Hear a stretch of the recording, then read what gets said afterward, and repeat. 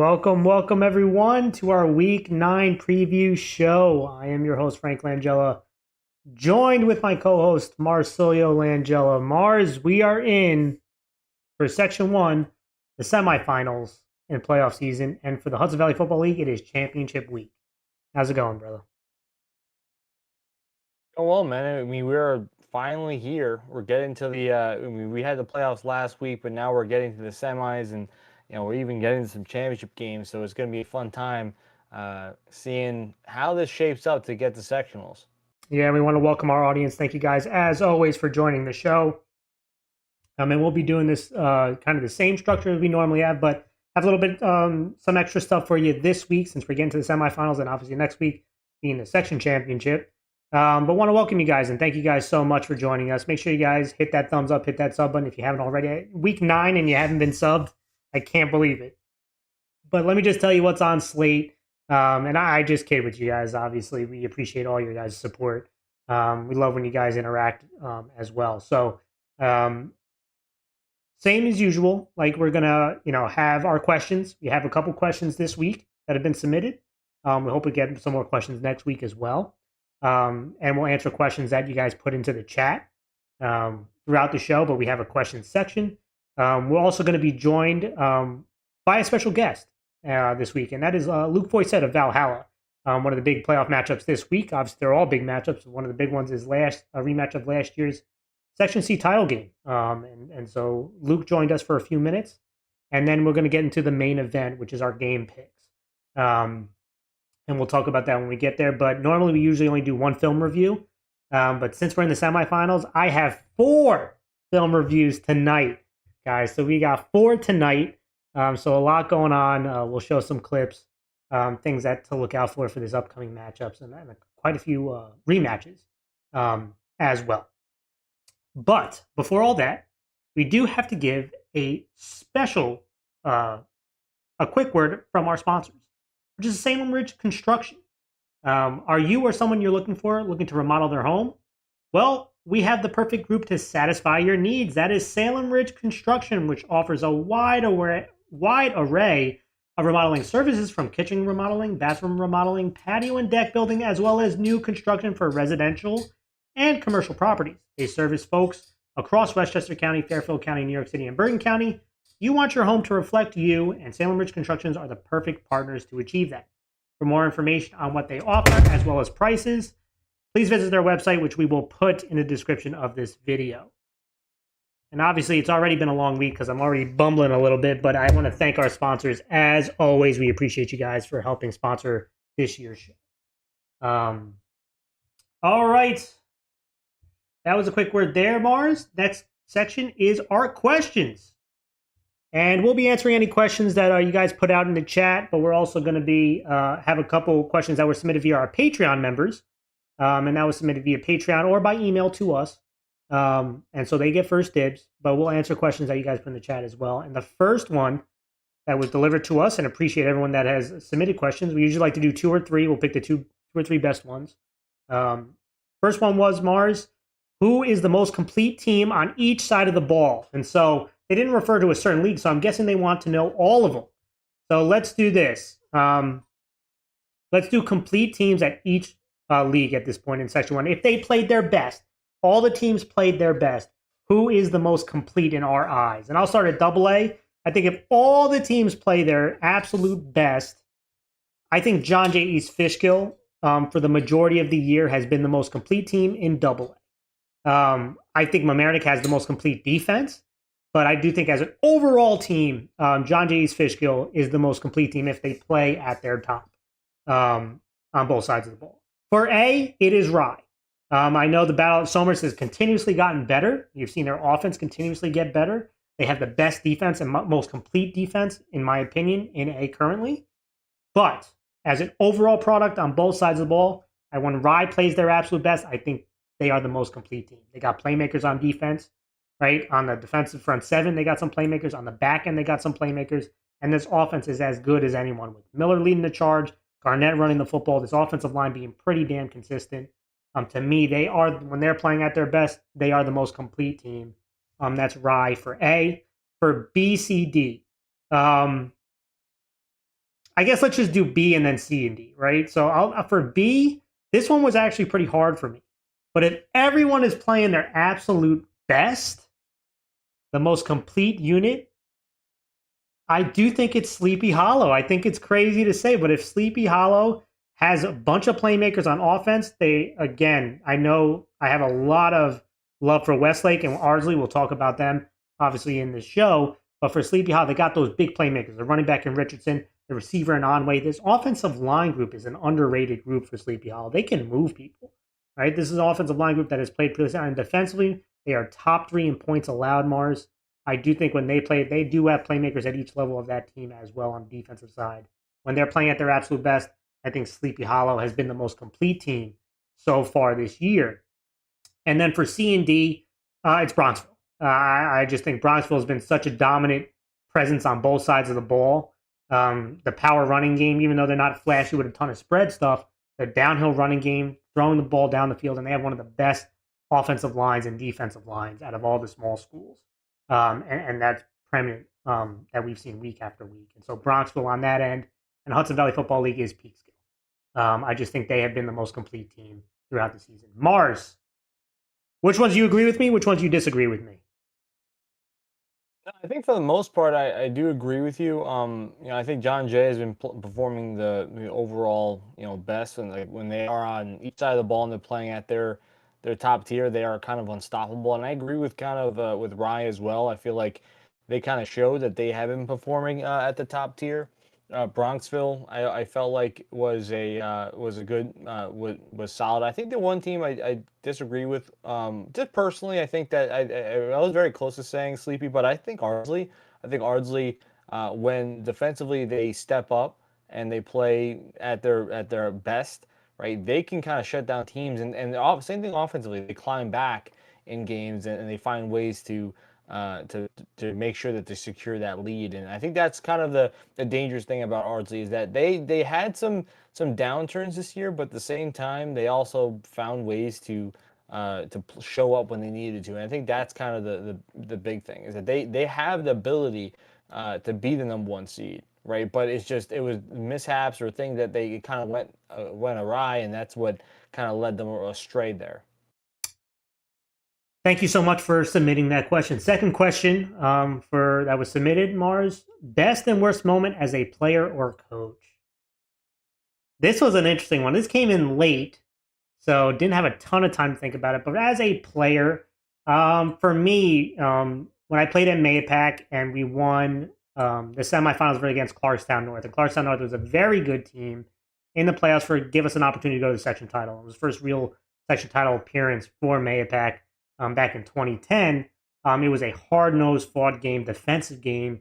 A lot of physicality. That was like a one-loss Clarkstown North team, and the only loss was to us in the regular season, which was a close game in the regular season, right? So that was a really proud moment. It was at Mayapack, giving us an opportunity to go play to the section title game. That to me, as a player, as a coach, a couple years ago, there were 2 moments that stood out when I went. Mars, you remember when we were at Kennedy, winning a championship there. Kennedy has not won a championship before. We went to the title game the year prior and lost in a heartbreaking fashion for us. That was one of the worst moments. But then the following year, being able to come from behind and win a championship there, and then at Carmel a couple of years ago, winning a section title, first time coaching back at Mayapack. With our dad, Mark Mangello, who was defense coordinator at Carmel under Todd Kay. We won a section title against a really good Mamaroneck team that had no losses going into that game. 2 undefeated teams playing each other. Tight game all the way down to the wire and winning at Mayapack a section title. Those were high moments. I also have low moments, right? Losing a section title as a player versus New Rochelle was a low one for me. And I just mentioned when we were at Kennedy, our second year, we went to the championship and lost a heartbreaker to Spelman. That one was one of the more brutal. Those ones that haunt you, right? And the losses haunt you more than the wins give you joy. Sadly, unfortunately, when you're super competitive like we are, but that one was a real tough moment, just because of how strong a year we had, and to lose at the end. Those are some moments for me, Mars. What about you? Yeah, I mean, like if I'm thinking about as a coach, I currently am a coach on the Pleasantville staff, and so being someone that also played at Mayapack, we have never experienced a section title before. So first time I was on staff at Pleasantville and we went to the section title, we are the first time I've been a part of a program that won. Was my first year, and we went to actually my second year in Pleasantville. My first year as a JV coach, and they ended up winning in the sectionals, and I thought that was a really great moment because I remember all the coaches were kind of saying, "Hey, we got to get him his first one," and I thought that was a good, cool moment as a coach. But I thought another good one was when we went to go coach. When we were at Kennedy, we were coaching the Catholic Football League. We had one of the, I think, the most craziest group of players I think I've ever seen of talent on one squad at one time, In ranging the All-Star between game? players from in the All Star game from players from Stepanak, Iona, That was, to Cardinal Hayes, to all these other guys that we were all coaching up, and it was a battle of the city versus Long Island teams. And I think as a player, I had some more of the probably worser moments. I think when I was a junior, one of the toughest things I've ever had to go through was we played against the state champ New Rochelle Huguenots, and we were playing Mayapack, and it was a battle of the defenses where defensively, our dad was a D coordinator there, and it was a 0-0 game. We only led up, I think, 53 yards total to the state title holders, and we only lost off of a special teams touchdown, a kick return touchdown at the start of the half. yeah. And so defensively, we were playing as lights out as possible in a home field game, and it was like kind of a do or die game. It was almost like you had to battle against this top tier opponent. And it was a brutal loss, right? Offensively, we actually drove all the way down the field at the end of the game, and a ball in the end zone was picked off, and that's how the game ended. And it was like one of the brutal, like it was a heartbreaker, right? Because it was just you claw and you fight, and in the end, it's all about the game of inches, man. Yeah. So there's a lot of bright moments, but there's a lot of those messed up moments that you just don't forget that stuff. Yeah, I have some more messed up ones, but I don't want to go down memory lane about too many. But thank you so much for submitting those questions, and we'll answer questions throughout the show, guys. If you have any, put them into the chat or tell us your favorite and least favorite moments if you've had some in your football career. Um, but with that, Mars, let's go to our next segment, and that is joined by our special guest for tonight. And I mentioned it at the top of the show, and that is fullback and linebacker Luke Voisette of Valhalla. They had their big playoff matchup, a rematch of last year's Section C title game. And I got to speak with Luke for a couple minutes yesterday to talk about himself, to talk about the season and this upcoming matchup. And I'd like you all to see. Joining us now, he is the fullback and linebacker for the Valhalla football program. We want to welcome to the show Luke Voisette. Welcome, Luke. Thank you for having me. And thank you for joining us. And Luke, first I want to just talk about you and the season, how it's been going, right? I mean, you guys have had a tough schedule in the beginning, and I know things were a little shaky at the start, but you guys have started to build momentum now in the semifinals. 4C with an opportunity to go back to the section championship. And just talking about you, first of all, how do you feel you have grown throughout the year? You've been a multi-year varsity player. Last year, you guys had a ton of skill guys, including yourself, contributing. Now it's kind of been you've been the workhorse for this offense, and then other guys have had to step up in key moments. But talk about your growth as a football player this year and as the season gone along. Yeah, I would just say honestly, it's experience. The more games you play, the better you get at the game. The more feel you have for it. And obviously, the older you get, the stronger, faster you get. And that's just kind of the work you put in the off season. And I feel like, just the more experience you have, kind of the better you are at the game. Let's also talk about the team as they've grown, right? I mentioned the slow start, but you guys have started putting some wins together. Obviously, had a huge win last week, which we'll talk about on the next question. But how have you felt that your team has grown offensively and defensively from the start of the season to where you guys are right now?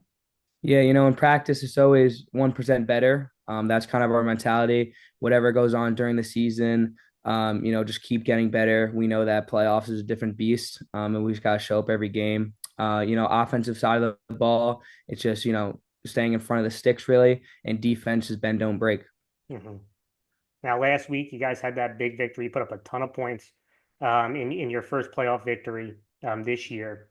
And you had 7 touchdowns, right? I mean, that's got to be a school record, number one, right? And then number two, most people can go a whole season scoring only 7. You do that in one game. So talk about what you guys did that worked so well for you guys last week offensively, and some things that you like that you saw from your defense last week as well. Yeah, I mean, line just had an incredible day. Love my linemen. We call them the Hogs. I pay all my tributes to them. And on the defensive side of the ball, I feel like we're just flying around better. Bigger hits, bigger plays. We know that playoffs, we got to really lock in, and we're excited. This week, it's the rematch of last year's Section C title game against a big-time rivalry in Dobbs Ferry. And, you guys are very familiar with each other from a program side over the years. What have you seen from Dobbs Ferry on the offensive and defensive side? Since you're obviously a prominent two-way player, what have you seen from Dobbs Ferry on tape that they do well? I mean, I think their offense in general is very well. They move the ball well. They definitely stay ahead of the sticks. They have, a good line and very good skill players. And for defense, I feel like they just limit big plays. They make you kind of work. And listen, we love that. We're ready. And that leads to my last question, Luke. What can you guys do on both sides of the ball to give yourself the best opportunity to win? We just got to do what we do best, run the ball well, pass the ball well, and just play great defense, and play 4 quarters. That's definitely the goal. Well, thank you so much for joining us, Luke, and good luck this weekend in your upcoming matchup. Thank you. Thank you so much for joining us, Luke, and one of the premier two-way players, Mars, amongst the small schools and in the area. Really important player for them. Excited to see him and his teammates in Valhalla and the coaches, kind of that dynamic versus that Dobbs Ferry rivalry. That's will take place, and we'll talk about that game coming up shortly. But with that, Mars, let's get to our main event, and that is our game picks. As always, guys, if you haven't done so yet, before we dive into it, make sure to hit that thumbs up, hit that sub button. We appreciate you guys' support as always. And Mars, talking about our game picks, we always like to talk about what happened last week. And Mars, I came out on top by 3 games. Mars took a little bit of gambles out there, did not pay off. And I am up on the series now 5-3. And even more kind of crazy, Mars, is I finally broke the 80%. So I have an 80% win percentage. Mars, you're at 79. You're right on the cusp of 80%. But I kind of dove off at a strong week last week, which puts me above you by 1% for the season. So I'm up on the week-to-week and the season. But we are neck and neck. And if we could both get over 80% of our picks, I think that'd be a pretty big milestone. As we talked about at the start of the year, we wanted at least one of us to. So let's keep it up. I mean, this has been a pretty strong battle between us. Mars, any thoughts? You want to concede? You only got 2 weeks. You got to win out to tie it. I'm not going to concede, but I will say that I definitely started the season on a dominant fashion, and I was trying to take some gambles. There's some teams I really put the faith in, and they did not live up to the expectations I thought they would. So that's kind of the tale of the tape. That's how it unfortunately works. But with that, guys, and also I want to give a shout out to George Harris, who made a couple more visuals for us this week. We've been using his visuals the last few weeks. Appreciate all the work that he does. Just pretty much donates his time to create some of these visuals. Although I did find one mistake on it, George. I'm sorry, but we're going to come up with show it shortly. But let's start. We're going to go from AA to the Hudson Valley Football League, and we appreciate it anyway, George. But we're going to start at AA, and Mars' camera, of course, is getting in the way. Can't adjust it, unfortunately. But we'll start with AA, and the first game I want to talk about, Mars, is the number 3 North Rockland, 6-3 at number 2 seed Mamaroneck, who is 8-1. Now, this is a rematch from a game that was played on September 19th, where Mamaroneck won at North Rockland 17-9. And last week, North Rockland won 31-0 in dominant fashion versus Arlington. Mamaroneck won also in dominant fashion 31-0 versus New Rochelle.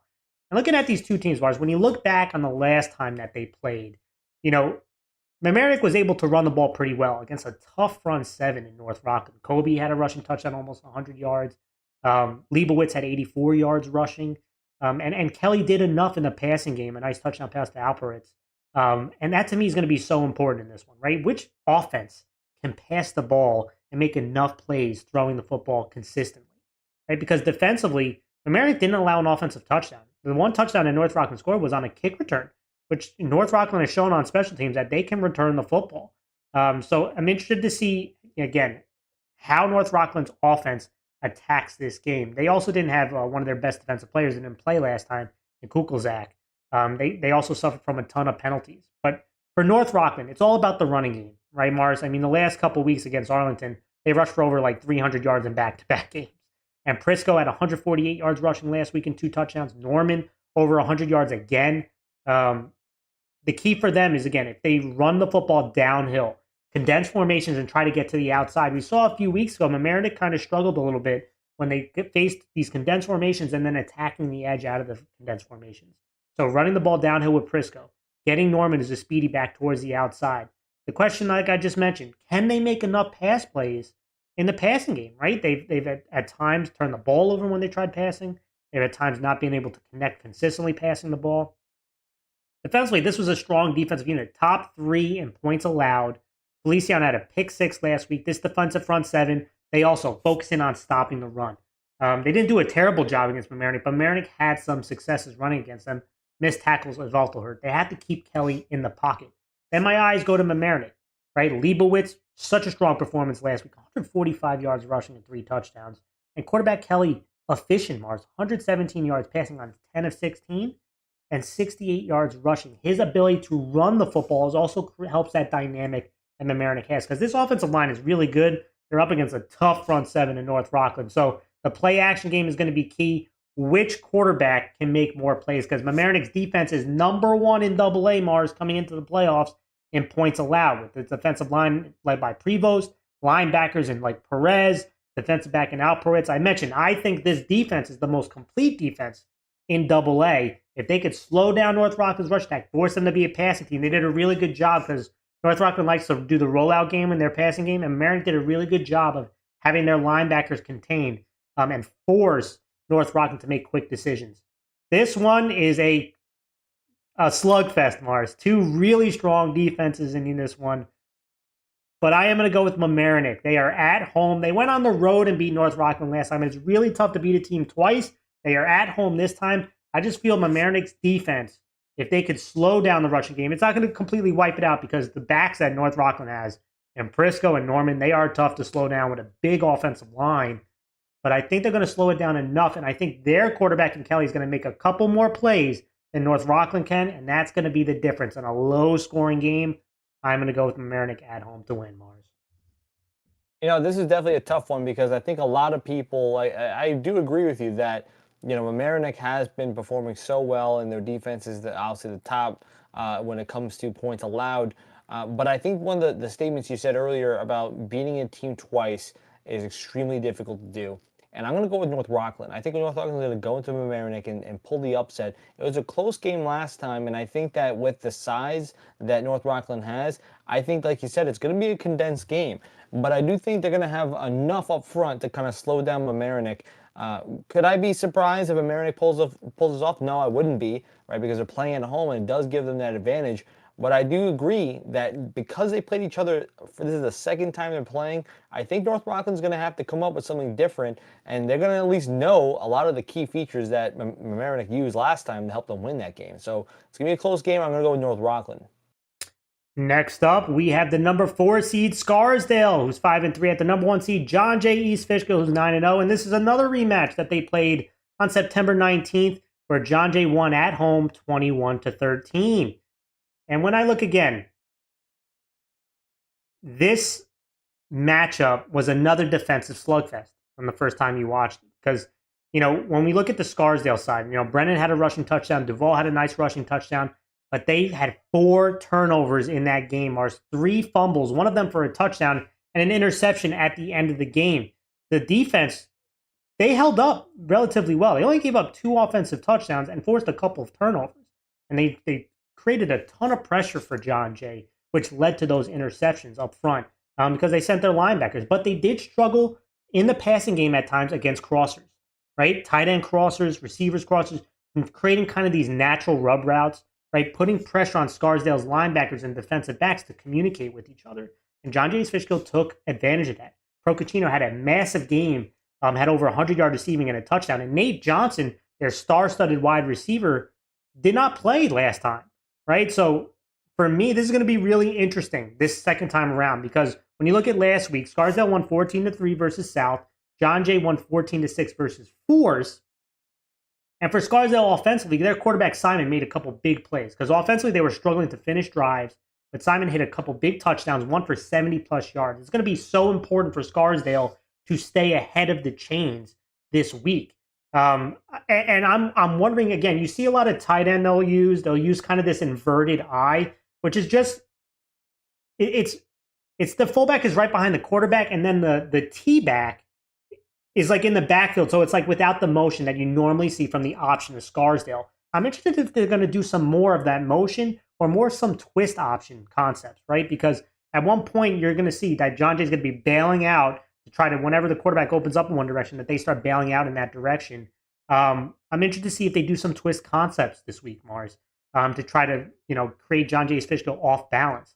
But they have the running backs, man. I mean, Krupkin, Brennan, Duvall, even at times Burrows made some plays in this offense. But this offensive line has its hands full. And the focus is going to be on the quarterback spot for Scarsdale. Simon and Cantor have to be efficient with their decision-making out of the option. They have to, because those 4 turnovers, that was the difference in the game last time they played, was those 4 turnovers. They forced 2, but they gave up 4. And that difference between a 1-touchdown game, that is the difference. So it's really going to be so important for these quarterbacks. They've been missing Green all year at the offensive line spot. So their hands are going to be tied. Defensively, this is a fast group, but they have to be better versus those crossers, like I mentioned, covering the tight ends, covering the running backs. That's going to be extremely important in this one. Then I go to John Jay. This is the number 1 offense that was coming into the playoffs, Mars. Last week, they struggled with turnovers in the first half. The Force really came after them, but this is an offense that had a fumble right on the first possession, and then had an interception in the red zone.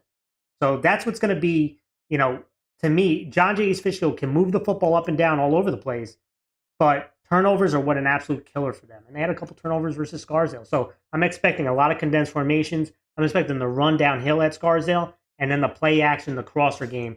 Test to see if Scarsdale is going to make up for that this week. But look for a guy like tight end Procacino to have another one, especially with so much focus on Nate Johnson, on Burko, on these wide receivers. It'll open things up for the tight ends and running backs. But they have to be smart with the ball. Defensively, again, they gave up a couple rushing touchdowns versus Scarsdale last time, but this is a defense that forced 4 turnovers. They had a strong performance last week, even though the offense was kind of struggling at times. This defense can really get after you. And if they can be smart against that option, bring a ton of force. We've seen Floridio Scavino make a ton of plays last week. Alomar had a pick. If they can get Scarsdale into second, third, and mediums, second and longs or third and mediums, you're going to see John Jay's Fishkill. That's when they start bringing those linebackers again in passing situations, and they can create those negative plays. I have a film on this one, Mars, before we pick it, but what are your thoughts on this game? It's going to be really interesting. Another rematch. And no, the guy with me is from Pleasantville, so he's not an Ardsley Panther, and that doesn't change. He's not biased on that. But Mars, what are your thoughts on this game?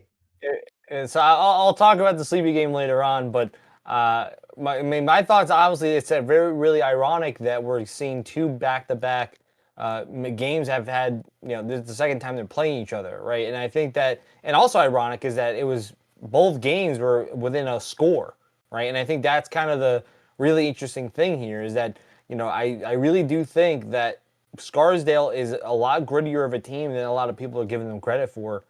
They battled. They obviously have an ability to stay in games and to claw their way in. And if you really think about it, they have these close games that, like for example, against John Jay, 1 score away, and they could be having a completely different outlook in how AA looks. So it's going to be interesting because, like you said, and I made the case before, playing against a team a second time is not easy, right? Even if you're playing away. So I'm interested. This is going to be a really exciting game. So I can't wait to see it. Yeah, and I got a nice little film session for everyone here. And to me, I want to show Scarsdale's offense versus John J. Fishkill's defense, how it was up and down last time they played. I'll show it from the Scarsdale perspective. I'll show it from the John J. perspective. And then we'll make our game picks. All right, so let me just pull it up real quick, guys. As you can see on the screen, we're all set. And first things first, I just want to start on Scarsdale's side. And I mentioned, you can see this kind of inverted eye, the fullback right behind the quarterback. They have a tight end left. And then you could see this kind of T-back or inverted eye back, which is pretty much where he would be if a motion took place, right? Normally they would be outside the tackle. They'll motion him into the backfield, and he's going to stay in the backfield. So they do it without the motion. And they'll attack the tight end side. They'll attack the weak side. But the really important thing is there's plenty of options of where to run the ball. Sometimes there's going to be a triple option aspect. Sometimes it's just a design play. But they're going to test the responsibilities of your defense and if they're going to be hesitant, right? And so you're going to see at the snap of the ball here, you can see this is right up the gut, right? This is right up the center. And so this is going to be a pure option play. They're going to either hand it to the fullback here, or if this defensive end is coming unblocked, crashes hard down the line, the quarterback has that option to pull the football, right? But you can see they're going to be man-on-man blocking. You're seeing these offensive linemen get up to the second level, right? Because they're trying to create these nice angles. They're trying to create a body on a body and allow the quarterback to make decisive decisions. So important that the quarterback can make that decisive decision. So you can see eyes looking at that unblocked defender. He's going to come up the field. So this is going to be a clear give, right? And you can see the backside linebacker is trying to take the backside B, but because the run's going right up the gut, right, he's taking himself out of the play. But that defensive end standing up the field, he's not crashing down. I'm handing it to that fullback, right? A decisive decision. Good job blocking up front. Great job by the fullback. Let him cut backside and see you later. Right? Smart, decisive decision by the quarterback. Great run by the fullback. Offensive lineman getting a body on a body leading to a touchdown. Then I go to the next play. Again, really important. There's 3 steps. There's the fullback step, there's the quarterback step, and then there's that extra back, right? Which is the eye back. And so here we go again. This is to the tight ends to the right. And you're going to get a similar option, but this time instead of midline, the quarterback's actually going to run down the line a little bit, right? It's not going to be right up the gut. And you're going to see the offensive blocking scheme is going to be slightly different. They have a couple down blocks, and then you're going to get kind of this pin and pull concept. This guard is going to pull and kick out to the outside. But slightly different, not midline anymore. Look at him. Now he's going to run down the line, but the option is similar, right? If you see this defensive end, he's going to be crashing down on this fullback. Quarterback now has the option to pull it, and he does. But look at this. He sees that second edge defender right in his face, right on the inside shoulder of that quarterback or head up on the quarterback. That's a pitch scenario. If he was outside the quarterback's shoulder, that's an option for him to keep it. But you see how quick this decision has to happen. This guy's head up on him. I got to pitch it right away. A decisive decision. He's going to take a big hit. Boom. But he gets the pitch off right away. He's not waiting. And then a great job by the running back. Make a couple guys miss in space. Scarsdale has these kind of players that can make these plays. But a decisive decision, a smart decision. But then I go to John Jay, and John Jay did a really good job. They forced 4 turnovers because they come after you. They're not going to wait. And they did a good job of creating some mayhem for Scarsdale. This time, again, you see tight end to the left, but they're going to run weak this time, Scarsdale. And you see they're going to run weak. They're going to try to get a down block here, a block at the second level. They're going to leave this defensive end on block because that's who they're reading. And so you're going to see defensive end, responsibility is the fullback. He's crashing down hard on there. Right? So they're tempting the quarterback to pull. And when he pulls, look at that second edge defender or second container player fly up the field. He's not waiting for the quarterback. He flies up the field. The quarterback still has the ball in his hand. Right? This is a pitch scenario, but he waits too long. That guy comes up, boom, ball is loose, scoop and score. And that clinched the game last time. See, coming aggressively, knowing what your responsibility is, and attacking it. And this is so important for them to win on that first down. He gets you in second and third and long, and that's when John Jay's Fishkill is at its best. They can bring those linebackers. They love sending their linebackers on stunts. They're going to try to run a pass here, try to get the running back out of the backfield. But John Jay, they could bring pressure. Linebacker's going to shoot that A-gap right here. Second, third, and long, that's where John Jay's Fishkill feasts. Great coverage on the back end, had no chance.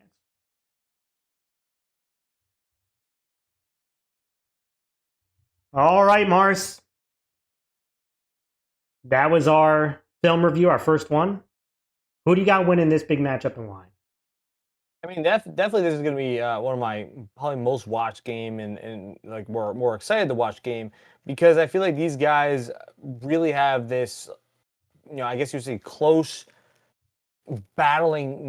This game was so close last time that they're just itching to fight one another again. You know, and I think that the difference between how I looked at last game with North Rockland and Mamaroneck versus Scarsdale and John Jay is I think that North Rockland, in my opinion, had the size, right? And I just think that even though defensively, Mamaroneck is considered that number that I believe that what they're one, right, based on points allowed. I just think that North Rockland was able to kind of, you might use their size to maybe bully a little bit and get some kind of that advantage up front. I just don't think Scarsdale has enough to do that. And I think when you look at the overall stats between offense and defense, they are a good team, no doubt about it. But when you look at John Jay, they are probably the most complete team in AA, in my opinion. And when you're playing them at home, they are 9-0. It seems like everything is going their way. Unless they look down upon Scarsdale and they think they're just going to steamroll them, I don't think they're going to lose this game. I'm going to go with John Jay's Fishkill. Could they overlook Scarsdale and allow them to get a lead in the half and then they have to climb back to win? I could see that happening, but I think John Jay is going to win this game overall in the end. I just think the momentum's on their side. This seems like this is their year based on all the luck that they've also had. Like it's a mixture between skill and luck at the same time, and I feel like they've been having a mixture of both. But I'm going to go with John Jay. I don't disagree. I feel like if John Jay, like I mentioned at the top of the show, when they play their best, they I think are they have shown to be the most complete team. And that's by beating everyone. They beat Mamaroneck, they beat Scarsdale, they beat North Rockland, right? So when they play at their best, they show that they can win against anybody. I am a little nervous, though, because the last two games, they were very close against Force. They came out slow. The week before that, they went to overtime versus South. They won by 3 in overtime, right, where the defense struggled. So last week, the offense at times struggled, the defense played well. 2 weeks ago, the defensive struggled and the offense played well. So can they put everything together? I also picked Scarsdale before the year to get to the section title game, Mars. I can't go on my gut this time. I am going to go with Scarsdale to pull off the upset on the road. I just feel like John Jay has kept the games a little too close these last 2 weeks. They haven't put it all together after that major win versus Mamaroneck. It felt like they have been kind of, like you've mentioned, looked a little bit down on their opponents since then. If that happens again this week, I think Scarsdale can jump on them and get up ahead enough to pull off the upset when East Fishkill wakes up. And so that's what makes me a little nervous. I also got to stay true to my preseason pick a little bit. So maybe I'm a little bit biased. Maybe I'm going with my gut instead of my brain a little bit on this one. But I am going to go with Scarsdale to go on the road and pull off the upset this week. All right, Mars. Let's get to A. That was AA, guys. Thank you guys so much. Again, the film session does take a lot of time for me, so I hope you guys enjoy it. It kind of gives you an insight on what we're seeing and what you could possibly look out for the upcoming week. But let's go to A. And let's go to A. I'm already screwing up some of this stuff, but another nice visual that's being blocked by Mars, unfortunately. I got to mess around with the background. I don't have time. But another nice visual. But let's start off with the number 3 seed Eastchester, who's 5-4 at number 1 seed Rye, who's 9-0. These two teams played each other on 10-10 a couple weeks ago, where Rye won 48-23 at Eastchester. And when I looked up at this game last time, Mars, Eastchester actually went up on Rye early in the game. Right, they were up 16-6. And then Rye really exploded, right, offensively. So they gave up a bunch of big plays in the beginning, but then Rye responded. They forced a couple turnovers. Offensively, they were connecting a lot, especially in the passing game. Miller had 6 passing touchdowns against Eastchester last time and over 300 yards passing. So the play-action game was really killing Eastchester when Rye settled in. And Eastchester couldn't respond enough, even though offensively I thought, played pretty well. But when you look at last week, Eastchester won 27-19 at Yorktown. Rye won 44-19 versus Brewster. And for Eastchester, they ran the ball extremely well last week. They ran for 350 yards. You saw a lot of condensed formations and running with Burbridge, who was really sensational. You saw he's one of the toughest players in the league. Plays a quarterback spot, plays middle linebacker, and he ran the ball over 20 times for 200 yards and 3 touchdowns. But the question to me is, can they make enough plays in the passing game, right? They did against Rye last time, but they can't have those turnovers, right? They hit on a couple big plays. When you play Rye, you're going to get man coverage, and you're going to get at times press man. So these kind of natural picks can be set up, and that's what they did. They connected with Martucci on a long touchdown, and it was because they created a natural pick and had him come out of the backfield where he was wide open, and then he used his speed. So creating kind of those natural picks, having some of those man beaters is going to be extremely important, and that they connect on them. They did against Rye the first time. They're going to have to do that again because Martucci is a big playmaker for them on the offensive side. They got to get him in space, but they have to avoid those turnovers. Defensively, they did force 3 turnovers last week, and they're going to have to mix up man and zone, right? Because, again, how are you going to play Rye? If you just play pure man, they got those stud receivers that are tough to play man-to-man on unless you're bringing pressure, right? Unless you're bringing the linebackers and trying to, again, force Miller to face pressure internally because you can't let him get to the outside, right? That's where things are going to get really bad for you, which Miller did a good job last week of his buying time with his legs, looking down the field and connecting on them. So they got to mix it up. I know they have struggled in zone this year. They've given up a ton of touchdowns when they've been playing zone. So man coverage probably a little bit more for them. But, Burbridge, Martucci, Telesco, Deshaje, Laparino, they're going to need multiple guys to make some big plays and tackle in space against this tough Rye team. They're not going to shut down Rye. That would be shocked if that had happened. But they just have to limit the big plays as much as possible and control the tempo of this game. That's going to be their best bet to pulling off the upset.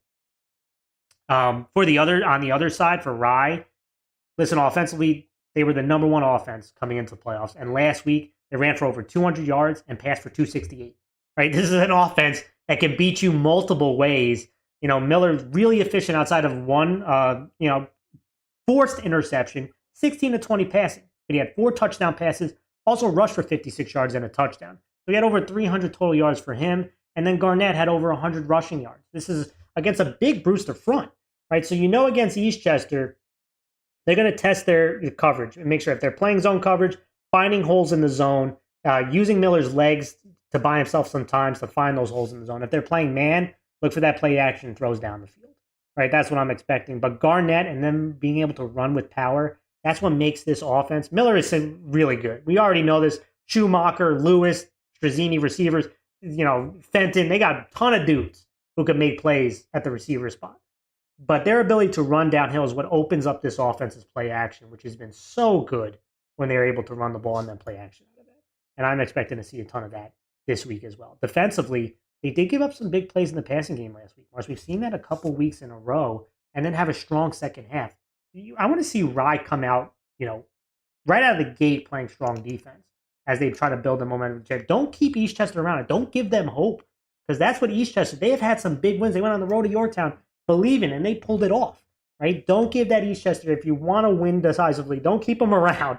Don't keep them around. Don't give them that hope like you did last time. So interested to see what they do. They have to generate those pressure if they're going to play press man.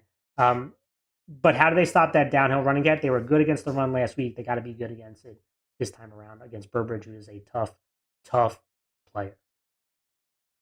With that said, Mars, I'm going to go with Rye. I don't think the upset happens. Eastchester is such a funny team to me because I was so high on them before the year. Right? I had them as, and I'll talk about my preseason picks on how it shaped up.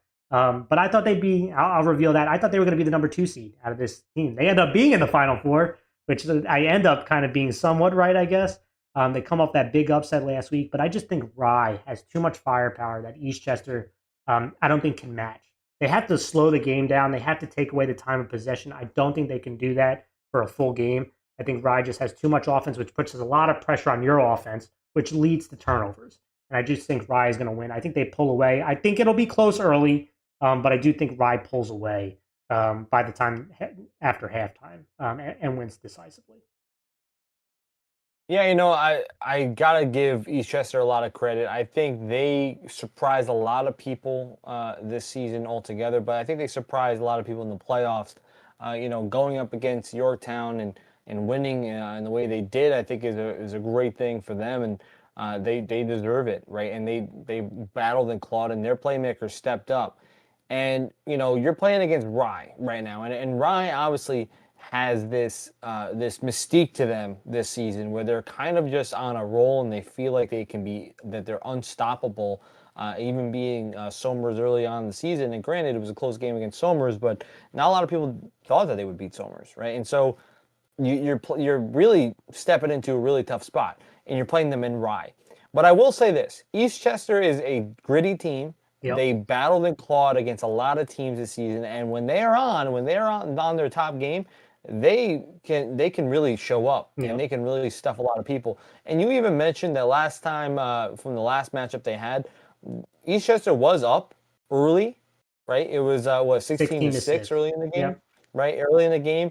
And I think that's one of the biggest flaws Rye has. I think Rye overlooks opponents, and they have to kind of like realize that, yeah, we got to take these guys seriously. And then when they take them seriously, they are on. Like, they start being efficient. They start doing what they're supposed to be doing, and then that's the game ending at 48-23. You know what I mean? Like, that's, even though it started 16-6, it ends that way it did, right? So my only thing for Rye is, if you overlook Eastchester, especially playing them a second time, it may not be as big of a differential this time. It may be really close, and if you make one mistake at the end of the game, you can lose, and your perfect season going 9-0 could go up in flames. And so I'm going to go with Rye. I don't think they're going to make that mistake. I think when you get to Rye in the postseason, they are a different team. I think they are more, when they know, it's like, I think I said this before, I think I said to you off camera, I said it's like, when you play, Rye is like the Golden State Warriors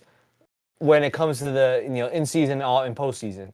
In the in season, they're like, they like start shooting threes and looking behind them, start dancing, and then when postseason turns on, Golden State turns, like old Golden State, not nowadays. Old Golden State with Steph Curry was like, all right, we got to turn this thing up, right? And they start doing some crazy things and scoring like a lot of points to win games. And I think that's what kind of Rye is to me right now. They seem like they're a team that can do it all, but if they overlook a squad, then it could be an issue. But postseason Rye is a little different. So I'm going to go with Rye. I think they're going to win it at home. Eastchester is going to give a good battle, though, and I think it's going to be closer than what a lot of people think. All right, let's go to our next matchup, and that is Harrison, who is the number 2 seed, 6-3, and number 1 seed Somers on the other side of the bracket. These two teams played on 10-3, where Somers won 40-7 at Harrison. And again, when you look at this matchup last time that they played, Harrison had about, I think, 200 yards of total offense. The offense really struggled at times to run the ball, number one, even though, Krupi had 74 yards rushing, which is nothing to sneeze at, but not as efficient as he normally is, right? So they made things very difficult to run the ball, and they had to be more efficient passing the ball, which they were not, right? Badner at the game versus Somers was 7-17 passing. He also had a fumble loss. He did have a touchdown pass there, but they just couldn't connect against the pressure that he was facing up front and throws down the field.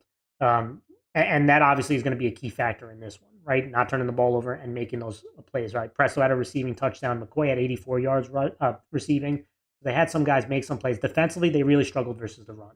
They also gave up a special teams touchdown, right? So, but Marisi, who's a big-time two-way player for them, did not play in that game. So he obviously plays in this game. That's obviously a boost for Harrison. For Somers, Mars, they had 4 different players rush for over 20 yards versus Harrison last time. I'm expecting to see a ton of condensed formations mixing in with the spread stuff that they do, and even running out of spread, because Harrison struggled to defend the run out of spread, right? When Mayapack spread them out and ran the ball downhill, Harrison struggled at times stopping it. And so I'm expecting to see Somers to see, if they can hold up in the front 7 when they go into their spread stuff. That's my anticipation. But, Harrison had obviously the huge upset versus Mayapack last week, winning 28-21. Somers won 35-7 versus North, where they won in dominant defensive fashion. And to me, we know that Harrison's offense, if we start there, relies on the running game. That's what starts everything. Krupi had, against a tough defensive front in Mayapack, he had over 100 yards rushing, 102 yards and 2 touchdowns. He ran tough. And he's going to have to do that again this week. But the big key factor was quarterback Badner, who made some huge plays on 4th down, huge plays on 3rd down, made plays with his legs, and he was efficient against Mayapack last week, Mars. 8 of 11 passing, 124 yards and 2 touchdowns, and they converted 3 or 4 4th downs to win that football game. And that's the kind of performance that they're going to need. It's going to be tough sledding. I'm sure Groupie's going to have some moments, but it's going to be the passing game and not just bombs down the field, right? It's the quick stuff, knowing where you got to throw the football in your quick game and the intermediate throws when you're going to be facing pressure because they have the skill guys. Bryota, he had the game-winning receiving touchdown last week. He's been a big play guy for them. I mentioned the last time they played, Presto was a big playmaker for them. McCoy's been a big playmaker for them. This offensive line is going to have his absolute handful. So these skill guys got to win up against some man coverage and some press man. So that's going to be key for Harrison if they want to pull off this upset. And defensively, they made some big plays in the second half. Marisi made some big plays. McCoy had a red zone interception versus Mapac last week, but they have to be better versus the run. They have to, or this is going to be a tough moment where, again, they gave up over 200 yards rushing last week, right? So have to be better against the run, especially if they're going to give them light or even boxes versus Somers when they go into the spread. It's going to be, this defensive line is really going to have to get off those blocks that they didn't do as much, especially in the first half versus Mapac last week. And do not kick to Palazzolo. Don't kick to him. You punted to him last time. He returned a punt return touchdown. Do not, under any circumstance, kick to that man. He's very dangerous. And then I go to Somers. I mean, Iglesias was so good last week passing the ball, 3 passing touchdowns. Dean Palazzolo had a receiving touchdown and a kick return touchdown. Guys, Kelly, Monticelli had receiving, but I'm expecting a heavy dose of running the football, Mars, with some condensed formation, whether it's tight end, 2 tight ends and flankers, 2 slots, and just testing the front 7 of Harrison, running the ball with their quarterback Iglesias, Mitchell, Valencia, and I think they're going to rely on this offensive line and tight end group to push Harrison around and control the tempo of this game. Defensively, number 1 defense in points allowed coming into the playoffs. They were really good at funneling the quarterback, which was Kavanaugh, really good quarterback last week inside the tackle box. When he got out of tackle box, he faced a ton of pressure. And I'm expecting them to do the same thing to Badner. Let's see if Badner can beat us throwing within the pocket. That's what I'm expecting. And I think that's going to be their best bet because they can't let Krupi beat him running the ball, and they can't let Badner get outside because you saw it against Mapac. He could be dangerous outside the pocket. Mars, thoughts? I'm going to do a film for this one. I'm going to cut one film session, but I'm going to do the film session for this one before we get the game pick. But thoughts on this game? Yeah, I mean, this is definitely going to be an interesting game. I feel like Somers, ever since they started the season 0-2, they've obviously have been showing, clear focus and grit the entirety of the season. But you got to give Harrison a lot of credit. Last week against Mapac, they converted, was it like 3 4th downs, right? I think they're 4th and longs and stuff. So they had a lot of toughness and battled throughout the entirety of that game. And clearly they're here to try to make some noise. So I'm interested to see what happens here. Yeah, and I'm going to show a film session, guys. Harrison's pass attack. We know about their running game. We know about the run option between their quarterback and running back. The RPO stuff where the running back's an option, quarterback's an option. I'm throwing behind it. I'm going to show that passing attack, how they got attack on the quick game, how they got attack in the intermediate game. And Somers' offense, last time they played Harrison, expect to see a similar dose of running the football. So let me just show that. I'll pull that up, guys. Let me actually blow this up a little bit more. And I'm going to start with Harrison. I mean, against Mapac last week, and I'm expecting to see similar press man opportunities. And when they get these kind of press man, and Harrison likes to run the quick game, some of the play action pass out of it.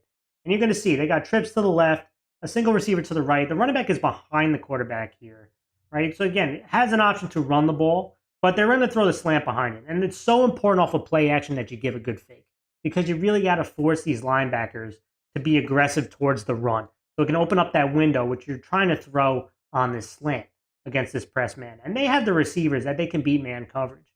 But it's going to be some tight throws, especially running the slant here. So you can see press man, they got guys going to just bump and run with these guys. And so the window's going to be tight. The play action's got to be extremely important. Now, again, the linebacker doesn't bite here. That's going to make this throw even more difficult. But Banner was really good against Mapac, throwing in tight windows at times. And this is one of those examples. You see the linebacker is not going to run up the field here. So it's going to make this throw even more difficult. But Badner was decisive, and watch the accuracy on this slant on the back end. Boom, fitting between that tight window. If he throws a little bit ahead, could be picked off by the linebacker. If he throws it behind, could be picked off by the defensive back. He throws it right where it needs to be. Strong timing, good accuracy, throws it right in there, and lets their playmakers make plays. Again, if you're going to run press man against these receivers, these guys have the speed to hit big chunk plays against you. And now I look back on the clip, and then there were some bright moments versus Somers. But you're going to see, again, they're man-free here, and on the inside receivers, you see them pressed up. Right? And you're going to see, again, everything doesn't have to be 30 yards down the field. You can throw the intermediate stuff and focus in on the bottom receiver combination here. Right? They're going to run kind of this post-wheel concept. It's man-free. And again, you're not going to get a play action fake, but they have this safety in the middle of the field. So it's going to be so important to look off that safety. You can't just focus in on the receiver or the side that you're throwing right out of the gate. And so you're going to see a veteran quarterback here look to his right. And he looks to his right, you can see the hips of the safety open up. And now he's going to turn back to the left because he's got the safety opening up. But again, has to show good timing, has to show good accuracy here. Because if you just throw it down the field, look at this delivery. Boom, right on the money. But if he throws a little bit deeper, that safety's picking the ball off, or he's taking that wide receiver's head off. Right? But again, really good timing, delivers a strike where it needs to in the intermediate to deep end of the field. But it doesn't have to be always 30 yards down, right? That's why they have that man-free safety. He's looking to pick off balls down the field, but he does a good job of looking off the safety slightly, coming back to the backside and delivering a strike, which leads to a big chunk play, right? Get these receivers in space. Give them an opportunity. But being efficient, knowing where you're going with the ball, throwing with accuracy is going to be so important to test this very aggressive Somers defense that is tough to run against. All right, Marsh, who do you got winning and why? Yeah, I mean, when you really think about this game altogether, I mean, Harrison, like I said before, is gritty. They battled in a lot of the games. I think their win against last week against Manpack was a big one for them. And you know, this is a big moment. They've always, and I think I said this every single year, because Manpack's kryptonite was Harrison, and clearly 4 straight years of losing against them, they're the kryptonite. Harrison's kryptonite Somers. Every time they're in the playoffs, they beat Manpack, but then lose to Somers the very next week. So it's almost like I got to say the same thing over again. You're gonna have to, beat your biggest weakness, and that's Somers at some point, right? That they have to come up with some sort of strategy to get their best players the ball. I mean, and I think that's really important. They have a collection of guys that can make plays. And they're not just one guy that carries them or anything. They have a collection of guys that all work together. They're all playmakers that can do well on offense. And defensively, they have to really step up. But I don't think they're going to be able to do that. I think Somers, they're on a roll right now. And I mentioned how Rye has that kind of postseason mode that is very different. I think Somers is in the same boat. Ever since they played Mayapack, they really turned up the aggressiveness, they turned up the efficiency, and they have been kind of dominating every game that they played against. And so I think that you're going to see that same Somers team this week. They won 40-7 last time. I don't think the score is going to be higher, but I think it'll be very similar. Maybe not similar, maybe a little closer. Maybe not a 33-point differential. I think it's going to be maybe a 2-touchdown differential in the end of this game, and I think Somers is going to win at home. Last year Harrison shocked Somers. I mean, Somers ended up winning 14-6, I think, versus Harrison last year. So Harrison kept it close last year versus Somers in the playoffs. But I agree with you. I am going to go with Somers because, again, you have to, at some point, you have to pull off the upset, right? You can't talk about the upset. You have to pull it off. But I'm not going to count this Harrison team out. I do think it will be not as a 40-7 like you just said. I could see Somers pulling away in the second half. But I can't count this Harrison team out. I mean, there have been times where I'm wondering, how are they winning these games? It feels like they're outmatched or outsized, and they find ways to do it. But I think it's going to take a collective effort of them playing, to me, better against the run, right? And I haven't seen that enough from Harrison on a consistent basis of slowing down the run to give me enough confidence to pull off the upset.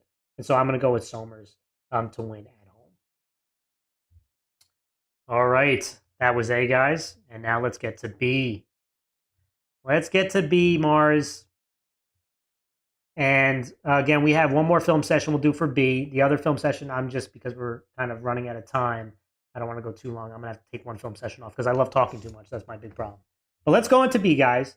And first game I want to talk about is the number 4 seed Pearl River, who's 6-3, at the number 1 seed Westlake, who is 7-1. These two teams played on 10-11, where Westlake won 41-24 at home. And, last time when these two teams played, I mean, Pearl River had 300 yards of offense against a very good Westlake defense. But one of those touchdowns were a kick return touchdown by Fitzgerald. And it was 20-16 in the third quarter. They were only down 4 points, but that's when Westlake really exploded offensively. And defensively, they were preventing Pearl River from doing a ton. But Lanise had a passing touchdown. Mahoney had over 150 total yards in that game. He's been really good this year as both a runner and a receiver. But defensively, they gave over 200 yards rushing, and that's going to be the key in this one, right? For Pearl River against, last time they struggled against it, gave up 381 total yards and I think 300 yards of rushing offense for Westlake last week. So that's obviously going to be the big factor in this one. But Pearl River won 21-14 versus Pelham last week. Westlake won 34-14 versus Byram Hills. And for Pearl River, we know about their quarterback in Lanise. He's been tremendous. 2 40-plus yard touchdowns last week. One to Fitzgerald, one to Couchbrenner, who they have a ton of speed, Pearl River. If they can get to outside in that second level, there's not a ton of teams that can catch up with them because they have skill guys who have a ton of speed. Mahoney's also been a really good, like I just mentioned, running the football and also as a receiver. But he did have a fumble loss last week, and this offensive line is up against a tough front seven in Westlake. Can they protect their quarterback? Right, that's going to be key. Defensively, last week, Mars, they forced 5 turnovers, which obviously you get that many turnovers, it gives you a real good chance to win, and they capitalized on it. Thomas has been a big playmaker for them all year. Sexton had 2 INTs. Murphy had 2 INTs. Fitzgerald had an INT. But can they stop the run? You're not going to see a ton of pass. Last time they played Westlake only passed the ball 7 times, right? So you're going to get a heavy dose of running the football. Can they stop the running game? That's going to be so important offensively. They're going to try to get to the outside, test Westlake's contain, and throw the ball down the field because they feel like they have the best skill guys. Defensively, can they stop the run, right? And for Westlake, quarterback DiNapoli, Mars, 4 rushing touchdowns last week. He's been an absolute workhorse for this offense, especially they're a little bit banged up. They lost Hud, like I mentioned, and other guys have stepped up. Like Cassell had a rushing touchdown. Pippo made some big running plays. But the focus is definitely on DiNapoli running the ball and being a workhorse, and those other guys supplementing him because they have one of the best offensive lines in B. They're big, they're physical, they move people, and I think that's what they're going to do for 2 reasons. Number 1, that's their offense, running the football with DiNapoli, and number 2, keeping Pearl River on the sideline. I think those are 2 important factors in this game. Defensively, just limiting those big plays. Force Pearl River to be efficient and see if you can try to generate those negative plays by keeping Mahoney within the tackle box and keeping Lanise within the tackle box is going to be really, really important. Mars, again, Pearl River had that big victory last week, right, at home, but this time they have to go on the road at Westlake. Westlake's playing at a really high level. I'm going to go with Westlake. I just love the way that they're running the ball and moving people at the point of attack. And Pearl River, a lot of times, has struggled stopping the run. Last week, again, they didn't give up a ton of rush yards, but they had to force 5 turnovers and win by 1 touchdown, right? So if they can't slow down the run against a bigger, more physical Westlake team, again, a good start last week, but are they going to get 5 turnovers? I don't think so this week. So I'm going to go with Westlake. I just think they're going to control the time possession in this one, control the line of scrimmage, and make enough plays defensively to win this football game. I'm going Westlake.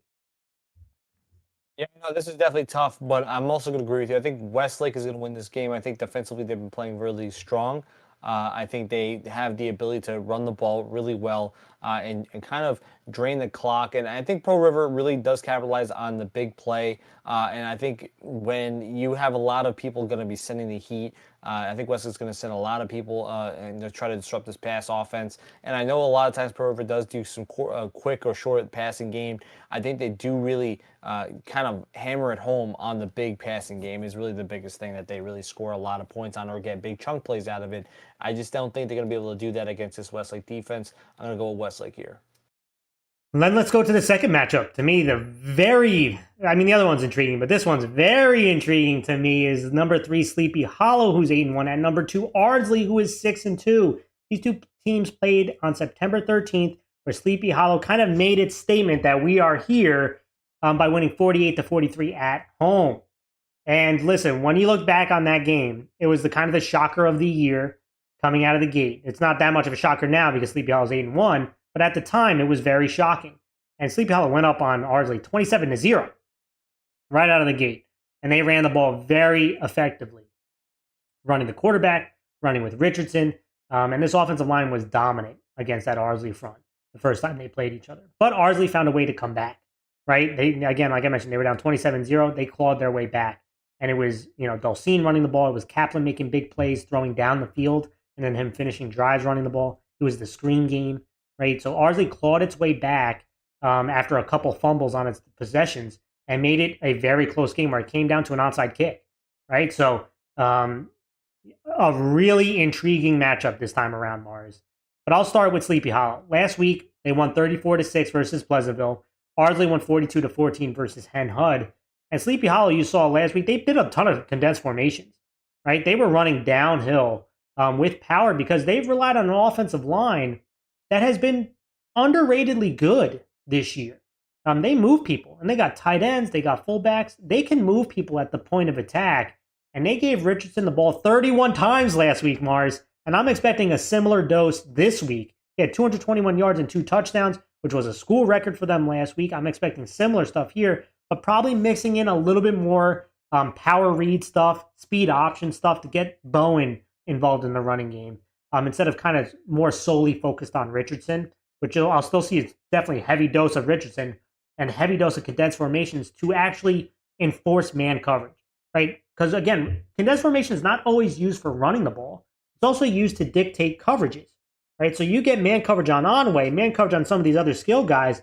That's what Sleepy Hollow took advantage of against Pleasantville last week. And if Ardsley's going to give them the same looks, I'm expecting them to test that throwing the ball down the field versus them. So I'm expecting similar things because Onway's a big time playmaker. Mayer had receiving touchdown last week. Defensively, it's about forcing turnovers. This defense does a really good job of forcing turnovers. They forced 3 interceptions last week, Mars. And these guys got playmakers on each level of their defense, from Rosario up front, from Estevez, from Meyer, Bowen, Hudson, and I'm missing some guys too. But they have guys who can make plays on each side, but they have to keep Dulcine within the tackle box. That's going to be so important because Ardsley, which I go to them, has won their win streak, has been running the football. Dulcine 150 total yards, Mars. They're on 4 or 5 game win streak. He's had over 100 yards in each one of those games total.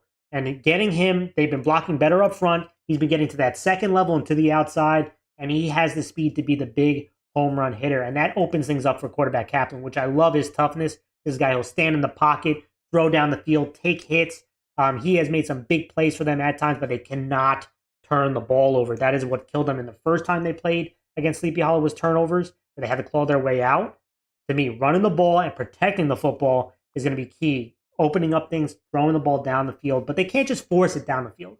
Right? Because Sleepy Hollow at times will play off coverage and tempt you to throw it, and that's where they're forcing their turnovers because they can generate a lot of pressure. You try to throw it deep, force it down the field, and those safeties are there that they can make plays on it.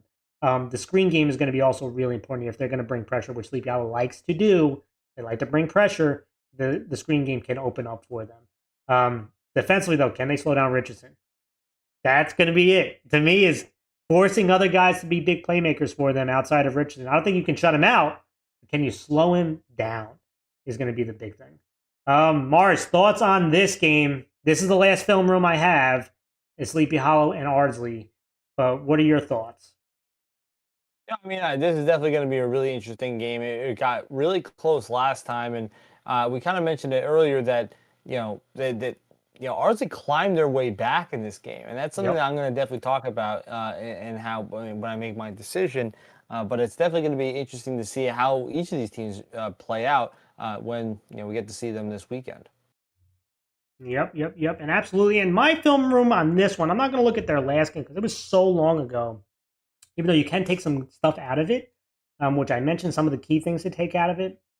But I want to look at their offenses recently. Number one, looking at Sleepy Hollow last week, what they did, and how these condensed formations opened up not just the run game, but the pass game. And for Ardsley, kind of what has sparked their offense in this win streak. So let's dive into it. I'm going to pull up the last film session of the night, guys. And first things first, I want to start with the road team, and that's Sleepy Hollow. And, last week against Pleasantville, you saw a ton of these condensed formations, right? And these condensed formations, again, even with ton of guys in the box. You have a stud running back in Richardson, but I have to give a ton of credit to this offensive line and these fullbacks and these tight ends. These dudes have been moving people all year. And I know Richardson, who deserves a boatload of credit, but these guys have been really good. And this is really simple stuff. This is just drive blocking. And these fullbacks are going to go in one direction, and Richardson's going to follow it. And what they do is a good job of moving people at the point of attack. And again, you can see there were a ton of bodies at Pleasantville near the line of scrimmage. But look at this movement here.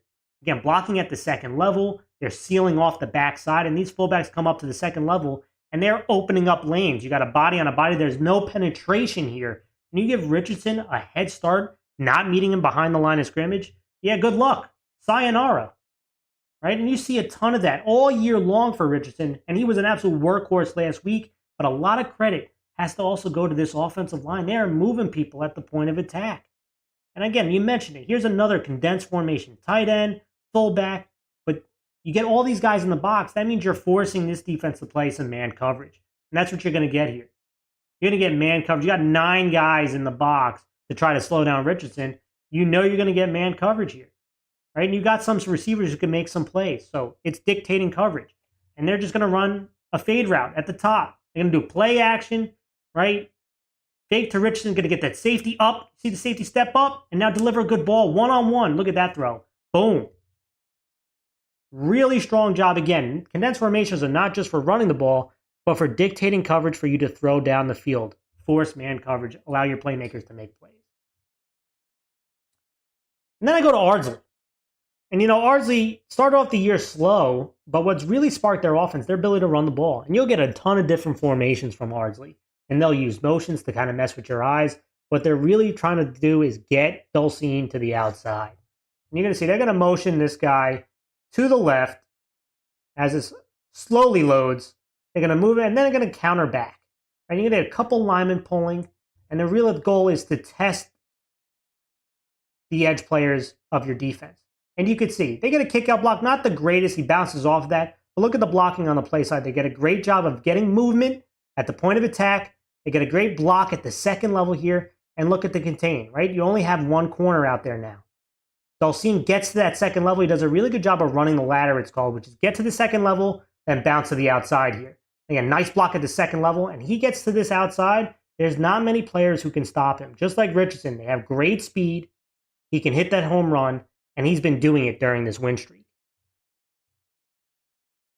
Second thing is them throwing, right? And they can go into the spread here. And I just love the toughness that their quarterback in Kaplan has. He'll stand in the pocket. He'll know he'll get hit. And he'll deliver the football down the field with accuracy, with some good timing.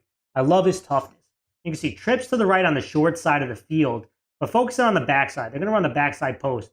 And the set defense has the safety cheating over to the trip side, right? So they're trying to give extra man coverage or extra coverage to the trips, right? Their quarterback is actually going to roll to the right, but he's going to see they've got one-on-one coverage here with not safety help over the top on this backside post. He's going to roll to his right. He sees that, and look at the pressure. He knows he's got 3 guys about to hit him. 3 guys who got penetration here. But I just love his toughness that he can stand in the pocket. He knows he's going to get hit and deliver this ball right here down the field. Right? Safety cheat to the trips. That means it's one-on-one backside. Beautiful throw on the post, leading to a touchdown. All right, Mars, who do you got winning and why? I mean, this is definitely a really interesting game all around because obviously Sleepy Hollow is on that really impressive run where their offense seems like they're unstoppable. They have guys like Richardson that really have been stepping up. Guys like Bowen and this offensive line really have been just kind of on all cylinders, been doing everything right. And the defense has also shown some really great moments. And Ardsley at the same time, even as much as they've also had some struggles to start the season, they've shown that they are gritty. Defensively, they can kind of stuff anybody. And their offense has been able to make some big plays when they needed to. I think this is a really interesting game all around. I'm going to go with Ardsley, and I know that I'm a cornball for saying that, but I'm going to say I think that Ardsley, when you really look at last game, Sleepy Hollow has the ability to score a major amount of points, right? They have the ability to, and they impressed everyone this season. They surprised us, they surprised Loha, they surprised everybody. But they also found a way, Ardsley almost found a way to claw back and Yep. win that game, Yep. going down 27-0. That means that they have the ability defensively to step up when they need to, and offensively they could score at will. And when you're playing the team for a second time and you're playing them now at home, right? You have to then realize that puts Sleepy Hollow in a really tough situation because they did shock Ardsley the first time, but now they know your tricks, they know your moves, and so I'm not saying it's gonna be like Ardsley's gonna blow them out of the water or anything, but I think Ardsley's going to win this game. It's going to be a close game similar to last time, but I think it's going to be a battle or a grind the entire time. I don't think any team's going to get up early. I think it's going to be a back and forth, like a boxing match. And I think Ardsley's going to get the final haymaker, and they're going to win the game. I agree 100% that this is going to be a back and forth game, a heavyweight fight. I love the Sleepy Hollow story. I love best season they've had in over a decade. The coaching staff deserves a boatload of credit. They've had pretty much like Cinderella story throughout, and they have playmakers, like I mentioned. When they are playing at their best, I think they are the most complete team in B. Now, last week they were home. There was so much energy in the stadium, so much energy on the team, a huge momentous win that they haven't had in the playoffs in a long, long time. But now they have to go on the road into Ardsley, who has been here and has done that. But I will say this, I'm going to be a cornball as well, and I am picking Ardsley. It is tough to beat a team twice, and now you have to go on the road. You are not home. I would feel a lot better if Sleepy Hollow was at home with the Headless Horseman running up the sideline and those fans there going crazy, but they have to go on the road. I think this will be back and forth, but I'm going to go with Ardsley to win this game, and maybe we're both going to be cornballs in this one. But with that said, let's move to C, Mars. And again, it's all in good fun. But let's go to the next match. And that is C, guys. And let me pull up C real quick. There it is. All right. And first one I want to talk about is the number 4 seed Putt Valley, 4-5 at the number 1 seed Bronxville. Both these teams played on October 4th, where Bronxville won 42-14 at home. And listen, when you looked at this matchup the last time, I love the story of Putt Valley. They had a new coaching staff in. They've grinded their way throughout the season. But offensively, they struggled to get things going. They had about 200 total yards of offense last time, mostly running, which is what they do best. Toronto's been a force all year long. They did have a turnover, but the problem is defensively against Bronxville. They gave up 372 yards last time they played it, which, if you look in total, Bronxville has put up 400 and change for multiple weeks. The defense actually didn't do too bad, but can they hold up against the tough front that is Bronxville for 4 quarters? And that's the problem that I have. Now, Putt Valley won last week, dominant fashion, 34-6 versus Hastings. Bronxville had the bye week in the first round. So will there be some rust in this one, right? Having that off week, I don't always love teams coming off a bye, especially in high school football. So interested to see if there'll be some rust here. But we know that for Putt Valley, it's about running the football, running the option. And they had a couple long touchdown runs last week. I mentioned Toronto being an absolute force, but who else is going to step up in this offense? Because Bronxville's going to be trying to take out that fullback run, right? Who else is going to make the big plays? How is this offensive line going to handle that tough front seven of Bronxville? That's the big question I have. Defensively, this defense has been really good at forcing turnovers, but again, the toughness of the front, the toughness of stopping the run, I'm just struggling with it. I am going to go with Bronxville. This offense has been dominant for Bronxville all year. They have one of the best offensive line units out of all the BCD schools. I think probably the best, honestly. They have, Formato had 300 total yards the last time they played. He's been an absolute workhorse for them. And they're throwing the ball down the field with efficiency, with McMurray, with Freeman, Moore, Heathwood. I just think it's too much. And this defense, number 4 in points allowed, Mars. They have playmakers at the linebacker spot, Freeman, I think Malloy, defensive line, and the secondary keeping things in front of them.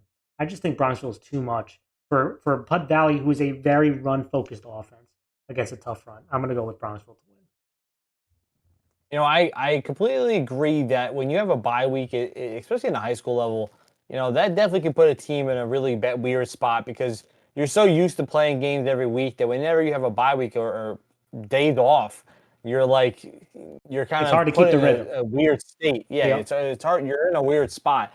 But I do think that Bronxville, and I really don't think that there was any like injuries or anything. But when you get to the postseason, uh, you getting rest and having more time to prepare for whichever your opponent is never a bad thing. And I think that Bronxville is going to have at least that advantage that they're going to not only be at home, they're on a roll 7-0, and now they have a week rest, and they can basically have ultimate focus to make sure that they're doing the right thing. And I'm going to go with Bronxville. I think that, like you said before, if we were looking at the complete teams in Section 1, I said John G's Fishkill. I'm going to go, I say Bronxville is probably the next most complete team in Section 1.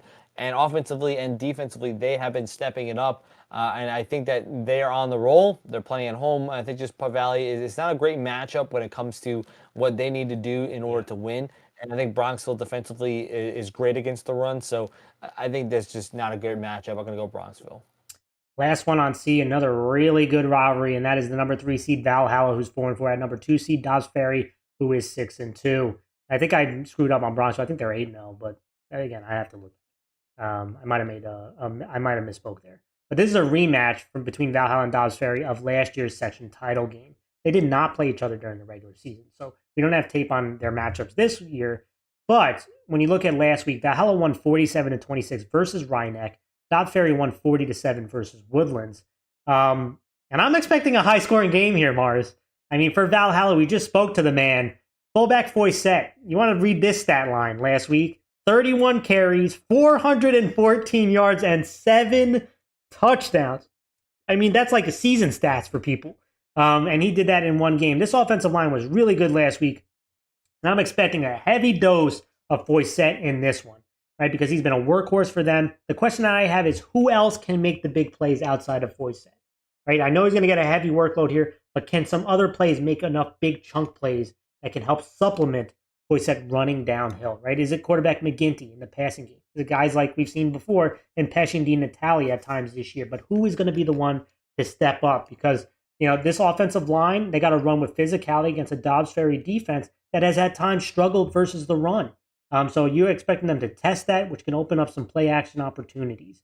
Defensively, though, for Valhalla, they have to protect the edges, right? They have to force this game to be in between the tackle boxes where you have a size advantage. Because if Dobbs Ferry gets to the outside, that's going to be a long day because Dobbs Ferry has a ton of speed and a ton of playmakers that can get to the edge. But then the Dobbs Ferry, we know about quarterback Kearns, Mars, one of the biggest spark plugs out of all the small schools, one of the most electrifying players that they have and in the league. But last week, Mars, it was about the cast. It was about the other guys who really stepped up and they showed their speed out there, which we've seen weeks of. I mean, you have Mole who had a Smith who had over 100 yards and 2 touchdowns. Mole had 96 yards and 2 touchdowns. O'Connor had 72 yards rushing. Them being able to attack the edges of your defense and then play action out of that. All right, so they're trying to get their running backs tackling out, trying to get the speedy backs tackling out, and then play action from Kearns, either using his legs or throwing it down the field, has been a real potent attack all year long. And you expect that against Valhalla. That's what they're going to attack Valhalla with. Running their offense, testing their discipline out on the edges, right? Defensively, they're not going to shut out Foysette, but can they slow him down and force some of these other guys to try to make key plays in key situations? That's what Dobbs Ferry has their best opportunity. They forced a couple turnovers last week in the passing game. Ravitch had an interception, and Ventura had a fumble recovery for a touchdown. This one was really hard for me because preseason Mars, I picked Valhalla to make it to the section title game. In this matchup, I almost predicted this game entirely in the semifinals. But I have to go with Dobbs Ferry. I just think Dobbs Ferry can just do a little bit more. Valhalla's very offensive line and Foysette focused. I'm a little worried about some of the other guys making big plays in key moments. And I'm worried about Valhalla's defense on the edges, which is at times giving up quite a big amount of plays, a big chunk plays. They have forced turnovers throughout the season, but I am worried about them stopping the play action game, stopping Kearns and Mole and Smith out on the edges. I'm going to go with Dobbs Ferry. They're also at home. So I'm going to go with Dobbs Ferry to win this one. Yeah, I think I'm going to agree with you. You know, I was really debating Valhalla. You know, obviously you playing the team. You didn't get to play the team the second time, so it's a little bit different. But this is like a rematch, as you mentioned, in that Valhalla did kind of lose the level of talent that they've had from last year, which is a little bit different. I think Das Ferry has a collection of guys that can make a lot of plays, but like you mentioned, Kearns can do a lot. Even though Forsett is like a human stat sheet with what he's able to produce in the game. I just think Das Ferry just has more, and I agree with you. I think that they're going to win this game. They're playing at home, and I think even based on my earlier prediction, I think Das Ferry Bronxville is going for the section title is going to be a really interesting matchup. Yeah, but it would not shock me if Valhalla wins. It really wouldn't, because they had times have played at a really high level too. It's just which defense to me is coming this weekend. But let's go to our last one, and that's got to talk about a championship matchup for the Hudson Valley Football League. We have the number 2 seed Tappan Zee, who's 6-3, at the number 1 seed Peekskill, who is 8-1. These two teams played on October 3rd, where Peekskill won 22-21 at Tappan Zee. But this time, this game is at Peekskill. And when you look back at that original matchup, Mars, for Tappan Zee, Jacobson had a really strong game. He had 2 total touchdowns. He had an 80-yard touchdown run. And then their receiver, Kukla, who's been a big play guy for them all year, had a nice receiving touchdown where he caught a shallow, which I had to film up, but we're running out of time, had a short crosser that he took it about 40 yards because he is one of the biggest playmakers out in space in the league. But Peekskill ran for over 200 yards, Mars, last time they played, and defensively forced 3 turnovers, including one at the end where Tappan Zee had the ball, drove it all the way down to Peekskill's territory. Peekskill got the stop to win that game. So here we go again this week. Tappan Zee won 8-0 versus Albertus Magnus last week. Peekskill won 31-6 versus Walter Panis. For Tappan Zee, the offense struggled last week to finish drives, Mars. Fenwick had that touchdown. Kukla had a big reception. But they're going to need this offense to be able to finish drives against Peekskill's offense, Peekskill's defense, because Peekskill shows the ability they can put up some points. Tappan Zee, I think one touchdown will not be enough. Quarterback Chiappo, who, can he handle the pressure? Peekskill brings a ton of pressure, and there's 2 ways they can go about attacking, right? They're very aggressive with their linebackers. At times, Peekskill causes so much penetration that they run up the field, and you can run underneath it. We've seen that at times. That's what Tappan Zee did last time on an 80-yard touchdown run. They ran underneath the pressure, right? Especially when they came off the edge. Can they do that again this time around? But a big thing is going to be them attacking the quick game. They got to know where they want to throw with the ball. They're going to get man coverage. They have to be able to attack it. Don't force it deep all the time, because Peekskill does also a good job. They'll play with 2 deep safeties, right? And they'll allow those safeties to make big plays, or they'll play man coverage, but they'll play off man, right? And so they're going to try to force you to nickel and dime all the way. Be efficient throwing the ball because they believe that they can create a lot of negative plays with their pressure, and that you're going to force things down the field to try to hit the big play, which has allowed them to force a ton of turnovers. Defensively for Tappan Zee, they played really strong last game, but they have to be strong against the run. They have multiple backs, Peekskill. But I have faith in this Tappan Zee defense. They've had some really strong moments this year, and I'm expecting that to continue this time around, which leads me to Peekskill. It's all about that run game, baby. Jacobs has led the way downhill, running with physicality. He has that speed. Once he gets that second level, can also hit chunk plays, but it's running with physicality with him, which opens up the outside run and counter game with guys like Walker. Quarterback Preston had a really nice touchdown pass last week, but I'm expecting running downhill against Tappan Zee, counter games to the outside, and then play action out of that.